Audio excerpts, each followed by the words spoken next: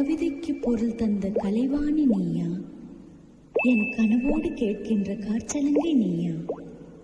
பேச்சுக்கு உயிர் தந்த சப்தங்கள் நீயா? என்னை பேசாமல் செய்கின்ற மௌனங்கள் நீயா? சத்தங்கள் இல்லாத சங்கீதம் நீயா? ஹாய் ஆல், புன்னகை மலரட்டும். எல்லாம் எப்படி இருக்கீங்க? Welcome back to our channel. இன்றைக்கி வந்து சண்டே வந்து கொஞ்சம் ஃப்ரீ இருந்தது. ஸோ நம்மளுடைய மினி கார்டன் இருக்கு இல்லைங்களா, ஸ்டெப்ஸில் நம்ம சைட்ஸ் எல்லாம் வந்து கொஞ்சம் செடியெலாம் வச்சுருப்போம். ஸோ அதெல்லாம் க்ளீன் பண்ணலாம் அப்படின்ட்டு க்ளீன் பண்ணிகிட்ருக்கேன். பிகாஸ் மழை வந்து கொஞ்சம் ஸ்டார்ட் ஆகுது இல்லைங்களா, அதுக்கு முன்னாடி நம்ம கொஞ்சம் க்ளீன் பண்ணி வச்சிருந்தா இடம் கொஞ்சம் மெஸ்ஸி ஆகாமல் அழுக்காகாமல் இருக்கும். ஸோ அதனால் எல்லாமே க்ளீன் பண்ணிகிட்ருக்கேன். எங்கள் மாமாவுக்கு வந்து விரவுனா ரொம்ப பிடிக்கும். ஏன்னா அவங்க சின்ன வயசுலேருந்தே ஊரில் விரவுலாம் எடுத்துகிட்டு வந்து பழக்கம் இல்லைங்களா. அதே மாதிரில எங்கள் வீட்டில் வந்து அண்டா அடுப்பு இருக்குது. ஸோ நாங்கள் அடுப்பில் தண்ணி காய வச்சு தான் குளிப்போம். அதுக்காகவே விரவெல்லாம் எடுத்துகிட்டு வருவாங்க. ஸோ இந்த பீசஸ்லாம் வந்து இருந்தது, இதெல்லாம் வந்து உடச்சி அடுப்புக்கிட்ட போட்டு வச்சிட்டோன்னா அவங்க இது பண்ணியிருக்கலாம். எனக்கு அதெல்லாம் கொஞ்சம் க்ளீன் பண்ணணும், ஃப்ரீ இருக்கும்போது பண்ணலாம் அப்படின்னு நினச்சிட்டு இருந்தேன். இன்றைக்கி கொஞ்சம் ஃப்ரீயாக இருந்தேன் அப்படின்றதுனால எடுத்துகிட்டு போயிட்டுருக்கேன். இதெல்லாம் க்ளீன் பண்ணிவிட்டு கொஞ்சம் பெரிய பீஸ்லாம் கீழே வந்து ஃபஸ்ட் ஃப்ளோரில் கொஞ்சம் இடம் இருந்தது, அங்கே வந்து வச்சுட்டு வந்துட்டேன். இன்றைக்கி வந்து பாப்பாவும் என் கூட வந்து எல்லாமே ஹெல்ப் பண்ணிகிட்ருக்காங்க. கொஞ்சம் சின்ன சின்ன விரவுங்க இந்த மாதிரி இருக்கிறதெல்லாம் எடுத்து வச்சுட்டு இருந்தாங்க. பாட்லாம் அவங்க தூக்க மாட்டாங்க. பட் சின்ன சின்ன பாட்ஸு கொஞ்சம் வெயிட் இல்லாமல் இருக்கிறது, இதெல்லாம் வந்து லைட்டாக இருக்கிறதெல்லாம் தூக்கி வைப்பாங்க. நானும் செய்கிறேன்ட்டு அச்சும் என் கூட வந்து ஹெல்ப் பண்ணிகிட்டு இருந்தான். அந்த இடம் ஃபுல்லாகவே ரொம்ப மெஸ்ஸியாக இருந்தது. கோழி வந்து மேலே இருந்தது இல்லைங்களா, ரொம்ப அமக்கலம் பண்ணி ஃபுல்லாக எல்லாமே கொஞ்சம் இது பண்ணியிருந்தது. அண்டு நம்மளோட பார்ட்ஸ் எல்லாம் கொஞ்சம் பக்கெட்லாம் ரொம்பவே மக்கி போய் மண்ணெல்லாம் கீழெல்லாம் ஸ்ப்ரெட்டாக இருந்தது. ஸோ அதனால் எல்லாமே க்ளீன் பண்ணிடலான்ட்டு அந்த பக்கெட்டை எடுக்கவே முடியல. மண் நோண்டி எடுத்து தேவையில்லாத அதில் இருந்த விரவு வேரெல்லாம் விட்டுருந்தது. அந்த வேரெல்லாம் கொஞ்சம் எடுத்து போட்டுட்டு மண் க்ளீன் பண்ணி அதை வந்து ஒரு 2 பக்கெட்டாக வந்து நான் செப்பரேட் பண்ணி எடுத்து வச்சிட்டேன். வேறு எதாவது செடி வைக்கிறதுக்கு யூஸ் ஆகும் அப்படின்ட்டு ஃபுல்லாக க்ளீன் பண்ணிவிட்டு அன்றைக்கி நான் கழுவி விடல. பிகாஸ் நம்ம கழுவுனா காலையிலேயே கழுவணும், இல்லைனா நம்ம கீழே வரைக்கும் கழுவிட்டு போகிற மாதிரி இருக்கும் ஸ்டெப்ஸ் எல்லாம் ஃபுல்லாக. ஸோ அதனால் ஃபஸ்ட்டு நம்ம எல்லாமே க்ளீன் பண்ணிவிட்டு பெருக்கி எடுத்துடலாம். வெயிலில் கொஞ்சம் காஞ்சதுக்கப்புறமா மழை பெஞ்சதுனாலே நம்மளுக்கு கொஞ்சம் க்ளீன் ஆகிடும். ஸோ அதனால் மறுநாள் கழுவலாம் அப்படின்ட்டு நான் வந்து சண்டே வந்து வாஷ்லாம் பண்ணலை.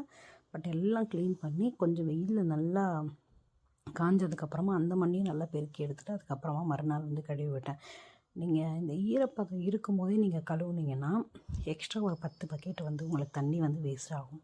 பட் அதை நல்லா வெயிலில் நல்லா கொஞ்சம் காஞ்சிடுச்சு அப்படின்னா நம்ம க்ளீனாக பெருக்கி வாரிட்டு நம்ம எடுத்தோன்னா 1 or 2 பக்கெட் ஒரு பக்கெட்லேயே வந்து நம்ம க்ளீனாக கழுவி எடுத்துடலாம். ஸோ அதனால் ஃபுல்லாக க்ளீன் பண்ணி அன்றைக்கி ஃபுல் ஒரு 11 o'clock மேபி ஒரு 9 o'clock கிட்ட வந்தேன். 11 o'clock இந்த ஒர்க்கெல்லாம் முடிச்சுட்டு எல்லாமே க்ளீன் பண்ணிட்டேன். இந்த ஸ்டெப்ஸ் கிட்ட மேலே ஏறி வரும்போது இந்த இடம் தான் இப்படி இருந்தது. ஸோ இந்த மண்ணெல்லாம் க்ளீன் பண்ணி எடுத்து வச்சாச்சு.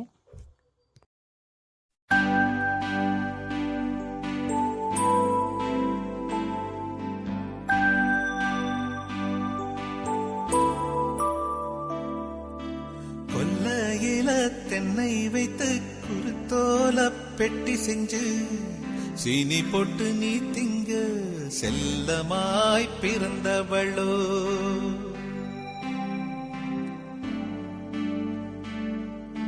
கொல்லையில தென்னை வைத்து குருத்தோல பெட்டி செஞ்சு சீனி போட்டு நீ திங்க செல்லமாய் பிறந்தவளோ. மரக்கிளையில் தொட்டில் கட்ட மாமனவன் மெட்டு கட்ட அரண்மனைய விட்டு வந்த அல்லீராணி கண்ணுறங்கு.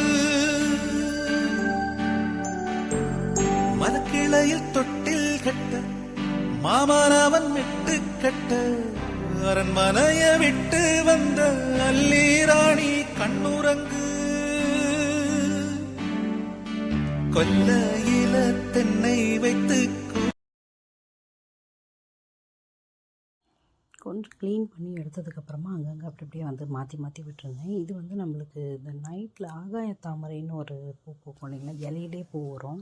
இதில் வந்து இலையில தான் அந்த பூ எல்லாமே வரும். இது ரொம்ப நல்லாயிருக்கும், ரொம்ப நல்லது. இந்த மாதிரி ஆடி மாதம் டைமில் தான் வந்து அது பூ பூக்கும் நம்ம வீட்டில். கரெக்டாக வரமகாலட்சுமி அப்போ எதனா ஒரு பூவாச்சும் வந்துடும். ஸோ அந்த இலை வந்து பிஞ்சிருந்தது, சரி வச்சு பார்க்கலாமே அப்படின்ட்டு வச்சுருக்கேன். எப்படி அரேஞ்ச் பண்ணலாம் அப்படின்ட்டு எப்போவுமே நான் ஒரு விஷயம் அரேஞ்ச் பண்ணுறோம் அப்படின்னும் போது இது எப்படி வச்சு பார்ப்பேன் அப்படி வச்சு பார்ப்பேன். இடைஞ்சலாக இருக்கா அப்படின்ட்டு. சேர் வச்சேன், பட் இது வந்து எனக்கு ஏறி வரும்போது இறங்கும் போது டிஸ்டர்ப் ஆகும் அப்படின்னு தோணுச்சு. ஸோ இதை எடுத்துட்டேன். ஃபைனலாக நான் இது வைக்கல. 2 கல் வச்சு மேலே ஒரு ப்ளைவுட் பீஸ் மாதிரி வச்சுட்டு நான் இது வச்சுருந்தேன், செடி வச்சுருந்தேன். இந்த சேர் வந்து கொஞ்சம் வேஸ்ட்டாக தான் இருந்தது. இது மேலே ஏறினா இல்லை உட்காந்தா வந்து கால் வந்து வளைச்சிக்கிட்டே போகும், கீழே விழுந்துரும். ஸோ இந்த சேர் வந்து வேஸ்ட்டாக தான் இருந்தது. அதனால் இந்த சேர் போட்டு பெரிய டப்பு வந்து எடுத்து வச்சுட்டேன். இதில் வந்து இப்போ முருங்கை செடி வந்து வச்சுருக்கோம். ஏற்கனவே ஒரு முருங்கை செடி வந்து இருக்குது. அதில் நல்லாவே முருங்கைக்காய் வருது, முருங்கைப்பூ இருக்குது, முருங்கைக்கீரை வந்துடுது, சாம்பார் போடுறதுக்கு இது எல்லாமே வருது. இப்போ நிறைய நாங்கள் வந்து செடி வளர்க்குறது அப்படின்னா தேவையானது மருந்து விஷயமாக யூஸ் ஆகிறது அந்த மாதிரி செடிகள் தான் நிறையா வச்சுருக்கோம்.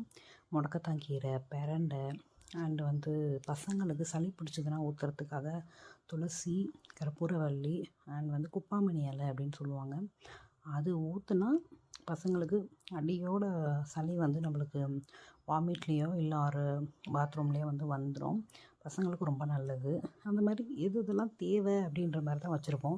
செம்பருத்தி பூ வந்து சாமிக்கு வைக்கலாம் அப்படின்றதுக்காக செம்பருத்தி, மல்லி இதெல்லாம் இருக்குது. மோஸ்ட் ஆஃப் த இது வந்து ஹெல்த்தியாக இருக்கிறது மட்டும்தான் இருக்கும். இந்த செடி வந்து என்னன்னே தெரியல, தானாகவே வந்துட்டுருக்குது. இதில் ஒரு எல்லோ கலரில் பூ வருது, நல்லாயிருக்கு. உள்ளே வந்து ஒரு மாதிரி லேவெண்டர். பாப்பாவால் தூக்க முடியாமல் தூக்கிட்டு இருந்தா. வச்சிருமா அப்படின்னாலும் கேட்கல. இல்லைம்மா நான் எடுத்து வைக்கிறேன்னிட்டு இருந்தாங்க. ஸோ பாப்பாவை கொஞ்சம் ஹெல்ப் பண்ணிகிட்டு இருந்தாங்க. நம்ம பசங்களுக்கு நம்ம என்ன வேலை செஞ்சாலும் அது கூட வந்து இதை பண்ணு அதை பண்ணு நம்ம சொல்லிட்டு இருந்தோம்னா புதுசாக அவங்க வேலை கற்றுக்கிற மாதிரி வந்து வராது ஃப்யூச்சரில். அவங்களே இண்டிபெண்ட்டாக இருக்கணும் அப்படின்னா அவங்கவுங்க அவங்க வேலையை செய்யறதுக்கு கற்றுக்கணும். நம்ம இருக்கிற இடத்த க்ளீனாக வச்சுக்கணும். நம்ம ஏன் பண்ணணும் அப்படின்ற மாதிரி இருக்கக்கூடாது. கீழே வந்து ஃபினிஷ் பண்ணதுக்கப்புறமா மேலே வந்து இந்த இடத்தையும் ஃபுல்லாக வந்து க்ளீன் பண்ணிட்டேன். பிகாஸ் இந்த இடமும் வந்து அந்த சைட்ஸில் இருந்த முருங்கை மரம் இருக்கிற இடம்லாம் வந்து கொஞ்சம் இதுவாக இருந்தது. ஃபஸ்ட்டு எனக்கு கோழி இருந்ததுனால கொஞ்சம் அன்ஈஸியாக இருந்தது.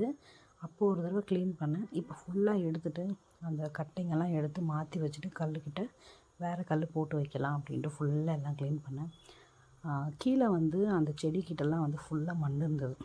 கோழி வந்து மேலே ஏறி ஃபுல் மண்ணையும் கீழே தள்ளி விட்டு ஒரே அட்டகாசம் பண்ணிட்டு இருந்தது.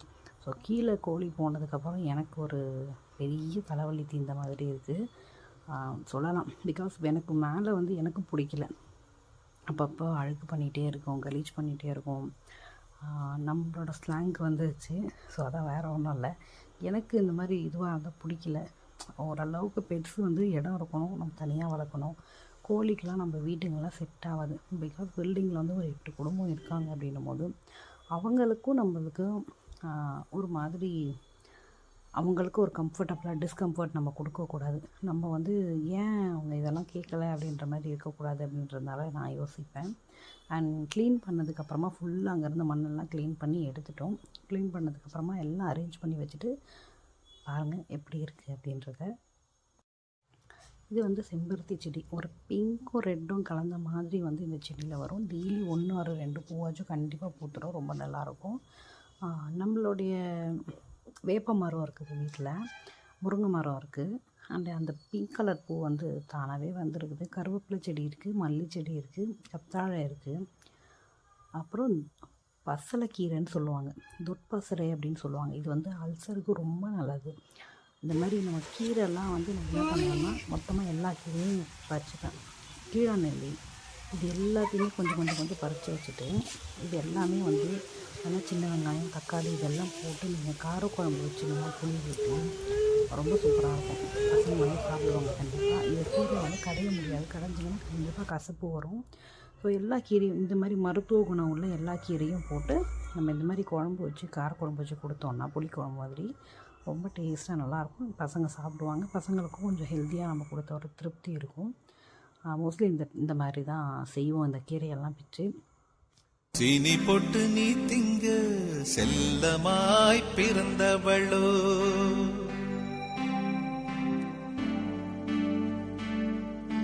கொல்லையில தென்னை வைத்து குருத்தோல பெட்டி செஞ்சு சீனி போட்டு நீ திங்க செல்லமாய் பிறந்தவளோ,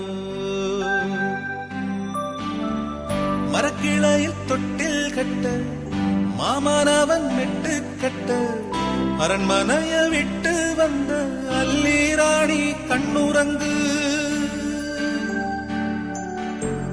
மரக்கிளையில் தொட்டில் கட்ட மாமனவன் மெட்டு கட்ட. அரண்மனைய விட்டு வந்த அல்லீராணி கண்ணுறங்கு. கொல்லையில தென்னை வைத்து குருத்தோல பெட்டி செஞ்சு சீனி போட்டு நீ திங்க செல்லமாய் பிறந்தவளோ.